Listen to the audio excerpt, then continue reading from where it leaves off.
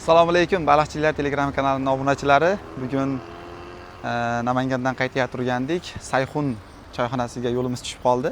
Shu yerga kirib o'tib ketdik. Bu choyxonada barcha mazali taomlar zakaz asosida pishirib berilmoqda. Sizlarga manzillarni bir eslatib o'taman. Bu yog'i baliqchining yo'li, bu taraf Namanganning yo'li, bu taraf Ulug'nor Mirzaahmedov yo'li. Mana shu yo'lning bo'yida Sayxun oshxonasi ishga tushibdi. Barchalar kelaverasizlar, telefon qilib, pastda nomerlarni qoldiramiz. Mazali taomlar tayyorlanmoqda.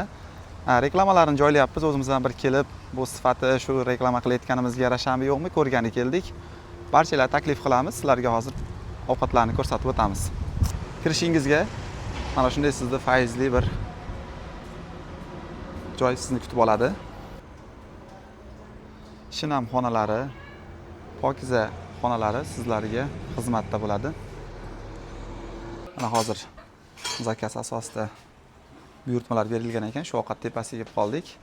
Yana kimga shunday zakaz ovqatlar kerak bo'lsa, telefon qilib, joylarni band qilib kelaverasizlar. Baliqchilar kanali nomidan keldik desanglar, sizlarga chiroyli xizmat ko'rsatishadi. Mana shu xonalarda xizmat ko'rsatiladi. Konditsioner bor xonada hozir mehmonlar bor ekan.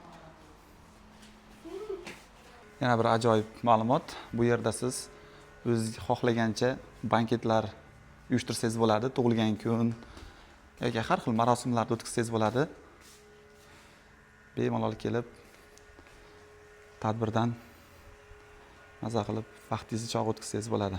Baliqchiliklar kanali nomidan keldik desanglar, o'zimizning adminimiz Isroil aka chiroyli qilib sizlarga chegirmalar ham qilib beradi. Barchangizni kutamiz.